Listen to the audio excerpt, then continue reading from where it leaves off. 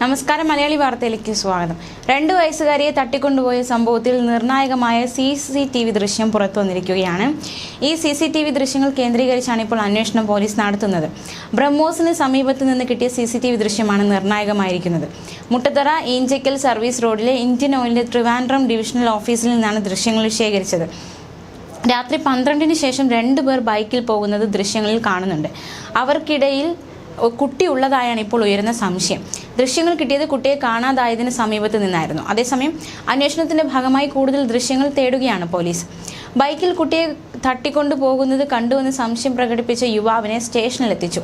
രാത്രി 12:30 ഭക്ഷണം കഴിക്കാൻ ഇറങ്ങിയപ്പോൾ 2 പുരുഷന്മാർ ഒരു സ്കൂട്ടറിൽ കുട്ടിയെ കൊണ്ടുപോകുന്നത് കണ്ടെന്നാണ് ഇയാൾ പോലീസിനെ അറിയിച്ചത്. ഈ മൊഴിയുടെ അടിസ്ഥാനത്തിലാണ് യുവാവിന്റെ മൊഴിയെടുക്കുന്നത്. അതിനിടെ കുട്ടിയെ വാഹനത്തിൽ കൊണ്ടുപോകുന്നത് കണ്ടതായി സംശയം ഉന്നയിച്ച് ഈഞ്ചക്കലിലുള്ള കുടുംബം പോലീസ് സ്റ്റേഷനിലെത്തിയ കുടുംബം ഇക്കാര്യം പോലീസിനെ അറിയിച്ചു.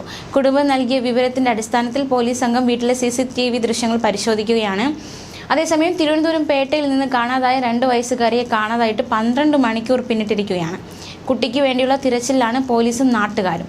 ഹൈദരാബാദ് സ്വദേശികളായ അമർദീപ്, റബീന ദേവി ദമ്പതികളുടെ മകൾ മേരിയാണ് തട്ടിക്കൊണ്ടുപോയതായി പരാതി ഉയർന്നിരിക്കുന്നത്.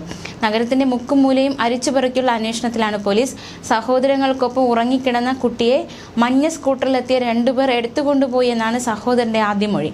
എന്നാൽ പിന്നീട് അമ്മയുടെ കരച്ചിൽ കേട്ടാണ് താൻ എഴുന്നേറ്റതെന്നും വാഹനം കണ്ടിട്ടില്ലെന്നും പറഞ്ഞ സഹോദരൻ ഇളയ സഹോദരൻ പറഞ്ഞതാണ് ഇക്കാര്യമെന്നും തിരുത്തി പറഞ്ഞു. സംഭവത്തിൽ യാതൊരു വിധത്തിലുള്ള ആശ്വാസ വാർത്തയും ഇതുവരെ കിട്ടിയിട്ടില്ല എന്നതാണ് ഏറ്റവും ശ്രദ്ധേയമായ കാര്യം. സഹോദരങ്ങൾ പറയുന്ന മൊഴിയിൽ വൈരുദ്ധ്യവും ആശയക്കുഴപ്പവും നിലനിൽക്കുന്നുണ്ട് എന്നതും പോലീസിനെ കുഴക്കുകയാണ്. ന്യൂസ് ഡെസ്ക്, മലയാളി വാർത്ത.